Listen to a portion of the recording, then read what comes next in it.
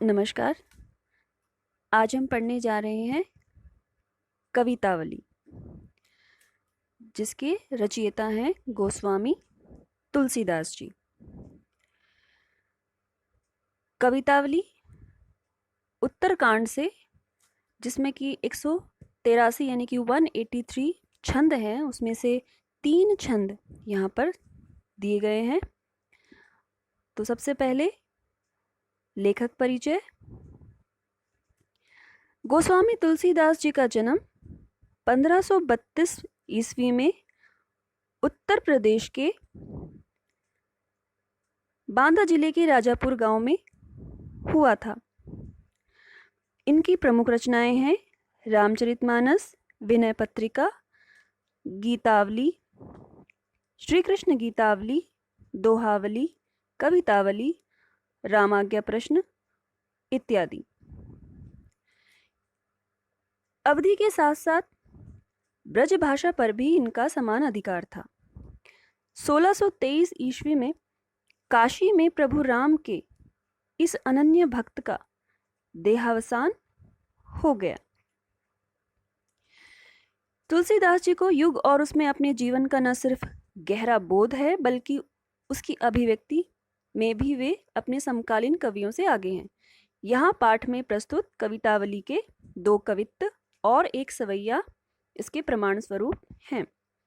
तो पहले छंद में उन्होंने दिखलाया है कि संसार के अच्छे बुरे लीला प्रपंचों का आधार पेट की आग का दारुण व गहन यथार्थ है, जिसका समाधान वह राम रूपी घनश्याम यानी मेघ के कृपा जल में देखते हैं।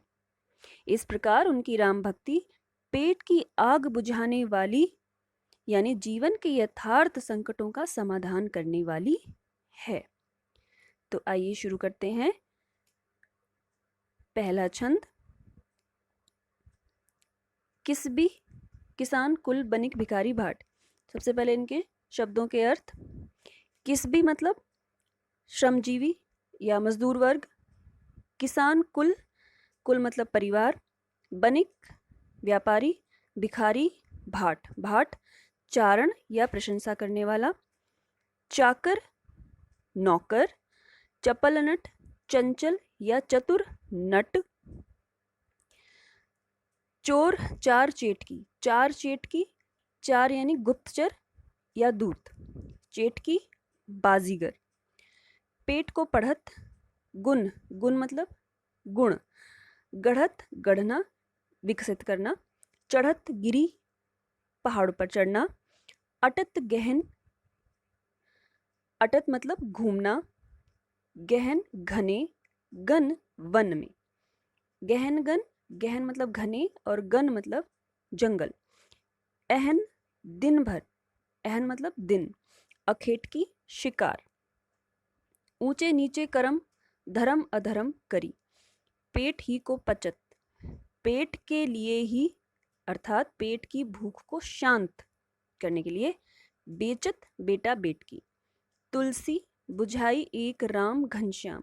यहाँ पर घनश्याम मेघ यानी बादल के लिए प्रयुक्त हुआ है। आगी बड़वागीतें, बड़वागीतें अर्थात समुद्र की आग। बड़ी है आग पेट की। तो इस प्रस्तुत कवित्त में लोगों पर कलयुग के प्रभाव का तुलसीदास जी विस्तार से वर्णन करते हैं और कहते हैं कि कलयुग के प्रभाव में आकर लोग ऐसे हो गए हैं कि किसी भी किसान कुल की मजदूरों को, किसानों को, व्यापारी को, भिखारी को, किसी के पास भी धन नहीं है, पैसे नहीं हैं। मजदूर, किसान, व्यापारी, भिखारी, भाट यानी कि चारण या प्रशंसा करने वाला, नौकर और दूत और बाजीगर, इन सब में किसी के पास भी धन नहीं है। सबका व्यापार, सबका कार्य ठप है। पेट को पढ़त, गुण गढ़त चढ़त गिरी। सब पेट की भूख शांत करने के लिए, पेट के लिए ही अनेक गुणों को गढ़ते हैं, अर्थात विभिन्न कलाएं सीखते हैं, विभिन्न शिक्षाएं ग्रहण करते हैं। चढ़त गिरी वन में, चढ़त गिरी पहाड़ों पर चढ़ते हैं। अटत गहन घने वनों में अटत गहन गन, घने वनों में घूमते हैं अहन अखेट की, और घने वनों में घूमते हुए शिकार करते हैं। ऊंचे नीचे करम धर्म अधर्म करी, और शिकार की खोज में दुर्गम वनों में घूमते हुए सब लोग पेट के लिए ऊंचे नीचे यानी कि गलत सलत अच्छे बुरे, धर्म अधर्म, धर्म और अधर्म के कार्य करते हैं। पेट ही को पचत बेचत बेटा बेट की, पेट की भूख को शांत करने के लिए, पेट को भरने के लिए, यहाँ तक कि वे अपने बेटा बेटी को भी बेच देते हैं। तुलसी बुझाई एक राम घनश्याम ही ते, आगी बड़वागी ते बड़ी है आग पेट की। अब तुलसीदास जी कहते हैं कि इस पेट की आग को केवल श्री राम रूपी मेघ ही बुझा सकते हैं। कि तुलसी बुझाई एक राम घनश्याम, राम घनश्याम, राम रूपी मेघ, तो यहाँ पर रूपक अलंकार भी है, ध्यान दें इस बात पर। तुलसी बुझाई एक राम घनश्याम ही ते, आगी बड़वागी ते, कि समुद्र की आग से भी बड़ी है आग पेट की। तो जो आग समुद्र की आग से भी बड़ी है, उस पेट की आग को केवल राम रूपी मेघ ही बुझा सकते हैं। वास्तव में यहाँ तुलसीदास जी ने अपने समय की विषम आर्थिक परिस्थितियों का वर्णन किया है कि कितनी अधिक दरिद्रता है, कितनी अधिक गरीबी है, लोगों की आर्थिक स्थिति बिल्कुल भी ठीक नहीं है, तो वे अत्यंत कष्ट में हैं और पेट की ज्वाला के लिए लोग यहाँ तक कि अपने संतानों तक को भी बेचने के लिए विवश हैं। पेट की यह आग ही मनुष्य को धर्म अधर्म करने पर मजबूर करती है। तो तुलसीदास जी के अनुसार सभी लोग अर्थात पूरा समाज ही इससे त्रस्त है। तो उम्मीद है आपको ये समझ आ गया होगा। अब हम देखते हैं इसमें काव्य सौंदर्य। समाज में भूख की स्थिति का यथार्थ चित्रण है। कवित्व छंद है। तत्सम शब्दों का प्रयोग है। ब्रज भाषा का लालित्य है। कई जगह इसमें अनुप्रास अलंकार है। अनुप्रास अलंकार वहां होता है जहां पर एक ही वर्ण की आवृत्ति होती है एक से अधिक बार। तो राम घनश्याम में रूपक अलंकार है, राम रूपी मेघ, तो यहाँ पे रूपक अलंकार है। तथा आगी बड़वागी ते पेट की में व्यतिरेक अलंकार है। व्यतिरेक अलंकार वहां पर होता है जहां पर उपमेय की उपमान पर श्रेष्ठता प्रदर्शित की जाती है, यानी कि यहाँ पर पेट की आग को समुद्र की आग से बड़ा बताया गया है, तो यहाँ पर उपमेय की उपमान से तुलना करने पर उसको अधिक श्रेष्ठ बताया गया है, तो इसलिए यहाँ पर व्यतिरेक अलंकार है। और कई जगह जैसे मैंने बताया कि अनुप्रास अलंकार है। किस भी किसान कुल, यहाँ पे क वर्ण की आवृत्ति है। भिखारी भाट, यहाँ पर भ वर्ण की आवृत्ति है। चाकर चप्पल चोर चार चेटकी, यहाँ पे च वर्ण की आवृत्ति के कारण अनुप्रास है। गुण गढ़त गहन घन, यहाँ पे ग वर्ण की आवृत्ति। अहन अखेट की अ वर्ण की आवृत्ति। बेचत बेटा बेट की, बड़वा गीते बड़ी। तो इतने सारे पंक्तियों में ये अनुप्रास अलंकार है। और राम की भक्ति भावना पर बल दिया गया है। तुकबंदी तथा नाद सौंदर्य और गेयता का गुण विद्यमान है। ऊंच नीच, ऊंचा नीचा, धर्म अधर्म, धर्म और अधर्म, इन पंक्तियों में या इन शब्दों में विरोधाभास अलंकार है। तो आप काव्य सौंदर्य पर भी ध्यान दें क्योंकि इससे संबंधित प्रश्न भी परीक्षा में पूछे जाते हैं। तो ये था पहला छंद। दूसरे छंद में तुलसीदास जी प्रकृति और शासन की विषमता से उपजी बेकारी व गरीबी की पीड़ा का यथार्थपरक चित्रण करते हुए उसे दशानन यानी रावण से उपमित करते हैं और चारों ओर फैली आर्थिक दुर्दशा का वर्णन करते हुए अपने आराध्य श्री राम से उसे दूर करने की प्रार्थना अत्यंत ही दीन भाव से करते हैं। खेती न किसान को, भिखारी को न भीख बली।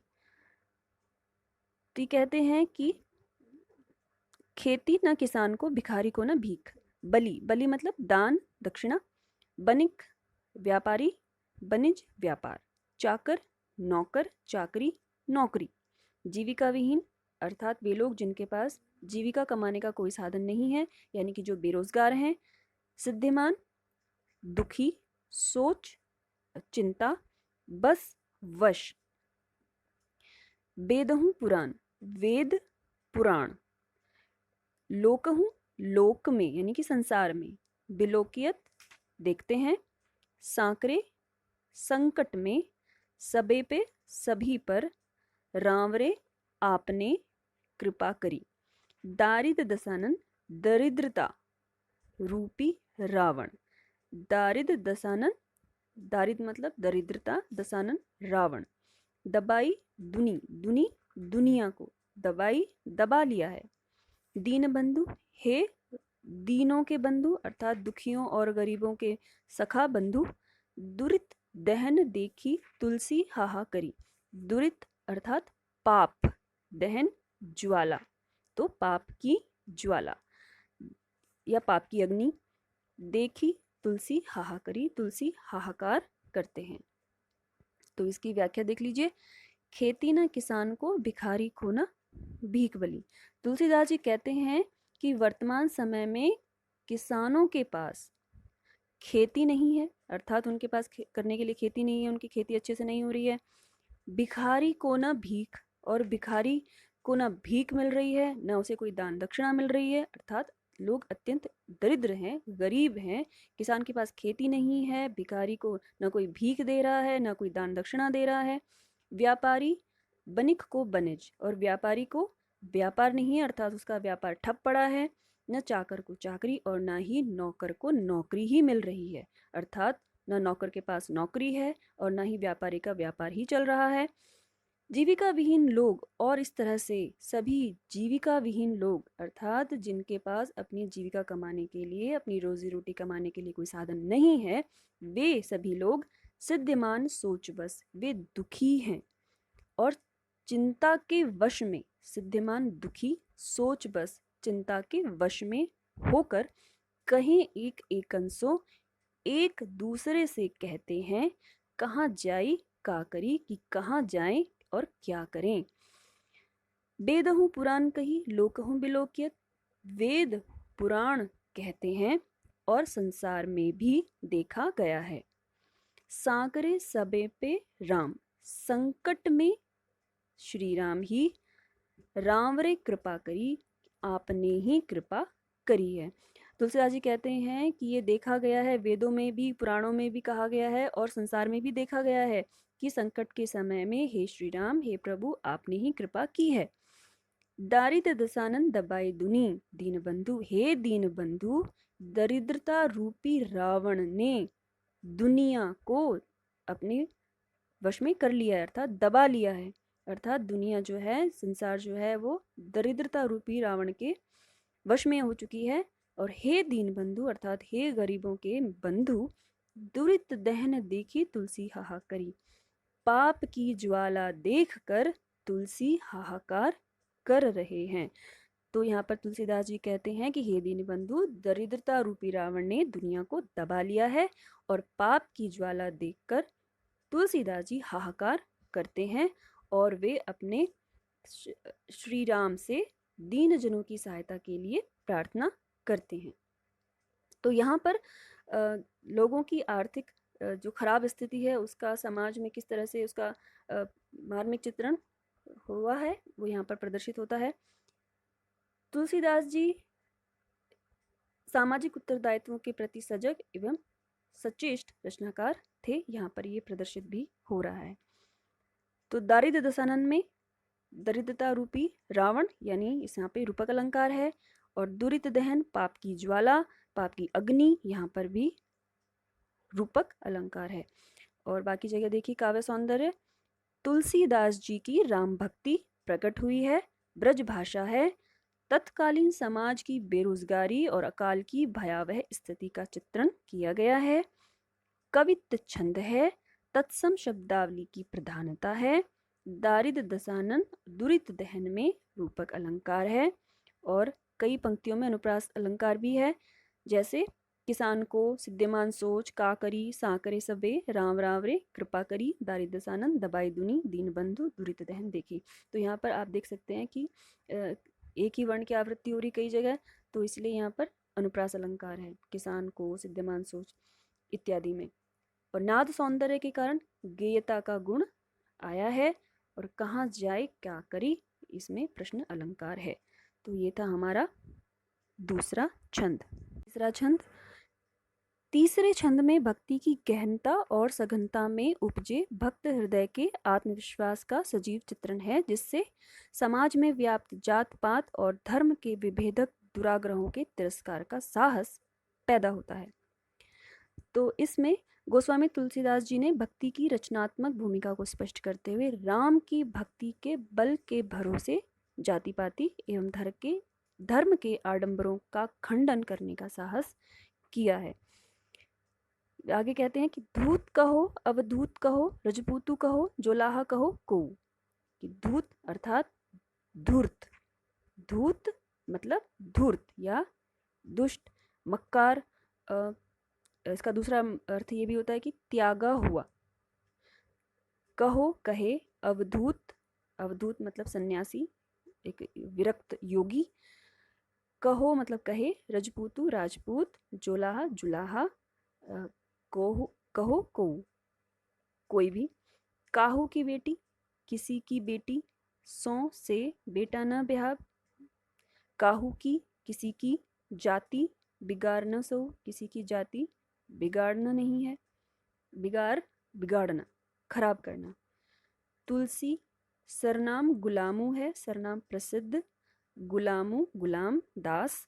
राम को जाको रुचे सो कहे कछु ओ, जाको जिसको, रुचे रुचि या जिसको जो अच्छा, रुचे मतलब अच्छा, सो वह, कहे कछु ओ मतलब और। मांगी के खैबो, मांगी मांग कर, खैबो खाता हूँ। मस्जिद को सोइबो, मस्जिद में सोता हूँ। लेबू को एकू न देबू को दो, सोइबो मतलब सोना, लेबू को मतलब लेना, एकू एक, देब को और देना दो, दो मतलब दो। तो इसका अर्थ इस तरह से है कि धूत कहो अवधूत कहो रजपूतु कहो जुलाहा कहो कोई। तो तुलसीदास जी कहते हैं कि चाहे मुझे कोई धूर्त कहे अर्थात चाहे मुझे कोई दुष्ट कहे, या सन्यासी योगी कहे, चाहे कोई राजपूत कहे या चाहे कोई जुलाहा कहे, मुझे काहू की बेटी सो बेटा न ब्याह। मुझे किसी की बेटी से अपने बेटे का ब्याह नहीं करना है, अर्थात मुझे अपने बेटे की किसी की बेटी से शादी नहीं करनी है। काहू की जाति बिगाड़ न सऊ, और न ही मैं किसी की जाति बिगाड़ना चाहता हूँ, अर्थात मैं किसी से संबंध रखकर, किसी के साथ संबंध जोड़कर किसी की जाति खराब करना नहीं चाहता। तुलसी सरनाम गुलामू है राम को, मैं तो यानी कि तुलसी तो अर्थात मैं तो संसार प्रसिद्ध, संसार में प्रसिद्ध, सरनाम प्रसिद्ध, गुलाम हूँ अर्थात दास हूँ श्री राम का। मैं तो संसार प्रसिद्ध श्री राम का गुलाम हूँ, दास हूँ। तो जाको रुचे सो कहे कछु हो, जिसको जो अच्छा लगता है, जिसको जो रुचिकर लगता है वह कहे, अर्थात जिसको मेरे बारे में जो कुछ भी कहना है वह कहे, जिसको मेरे बारे में जो अच्छा लगता है कहना वो कहे। मांगी के खइबो मस्जिद को सोइबो, और मैं तो मांग कर खाता हूँ अर्थात मुझे तो मांग कर खाना है। मस्जिद को सोइबो और मस्जिद में सोना है। तो मुझे तो लेबू को एक न देबू को दो, तो मुझे तो ना किसी से लेना एक है ना देना दो, अर्थात मुझे से ना किसी से कोई लेना है और ना किसी को कुछ देना है। तो यहाँ पर वे कहते हैं कि मुझे तो मांग कर खाना और मस्जिद में सोना है, ना किसी से एक लेना है ना किसी से कुछ देना है। तो वे यहाँ पर एक बेफिक्री का भाव दिखाते हैं और इस सवैया के माध्यम से उस सामाजिक व्यवस्था पर व्यंग करते हैं जो जाति पाति और रक्त गोत्र की शुद्धता को ही आधार बनाकर समाज में व्यक्ति का स्थान निर्धारित करती है। तो इसका काव्य सौंदर्य देख लेते हैं। कवि समाज के आक्षेपों से दुखी है और उसने अपनी राम भक्ति को यहाँ पर स्पष्ट किया है। तुलसीदास जी समाज के आक्षेपों से दुखी हैं, इसलिए वो स्पष्ट करते हैं कि वे तो केवल श्री राम के ही भक्त हैं, उनके दास हैं और बाकी उनको किसी से कोई लेना देना नहीं है। दास से भाव की भक्ति का भाव है। सवैया छंद है, क्योंकि सवैया गीतिमय छंद है इसलिए काव्यांश में गेयता का गुण स्वतः ही आ जाता है। ब्रज भाषा है। मस्जिद में सोने की बात कहकर कवि ने उदारता और समरसता का परिचय दिया है। और अनुप्रास अलंकार है कहो कोऊ, क की आवृत्ति के कारण, बेटी बेटा ब की आवृत्ति, कहे कछु क वर्ण की आवृत्ति, तथा देव को दो, तो यहाँ पर द वर्ण की आवृत्ति के कारण अनुप्रास अलंकार है। लेबू को एकू न देबू को दो, तो लेना एक न देना दो, ये मुहावरा है और इसका यहाँ पर अत्यंत सार्थक प्रयोग किया हुआ है।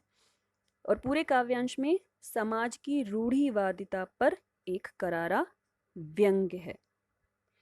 तो ये थे तीनों छंद। इसमें देखने वाली बात यह है कि इसमें कवित्व छंद के बारे में कहा गया है। तो कवित्व छंद एक मात्रिक छंद है, इसे मनहरण भी कहते हैं। कवित्व के प्रत्येक चरण में 31 वर्ण होते हैं और प्रत्येक चरण के 16वें और फिर 15वें वर्ण पर यति यानी कि विराम होता है। प्रत्येक चरण का अंतिम वर्ण गुरु होता है। उसमें सवैया छंद की भी बात कही गई है। तो सवैया भी, चूंकि सवैया वर्णिक छंद है, इसलिए सवैया छंद के कई भेद हैं। ये भेद गणों के संयोजन के आधार पर बनते हैं। इनमें सबसे प्रसिद्ध मत गयंद सवैया है। इसे मालती सवैया भी कहते हैं। सवैया के प्रत्येक चरण में 23 वर्ण होते हैं, जो 7 भगण और 2 यानी कि 33 के क्रम में होते हैं। यहाँ प्रस्तुत तुलसी का सवैया कई भेदों को मिलाकर बनता है। तो कई बार परीक्षा में कवित्व और सवैया छंद के बारे में पूछ लिया जा सकता है कि इनके बारे में बताइए। तो आपको कवित्व और सवैया छंद के बारे में भी अगर पता है तो अच्छा रहेगा। तो ये था हमारा कवितावली। आशा है आपको समझ आया होगा। तो आज के लिए इतना ही। नमस्कार।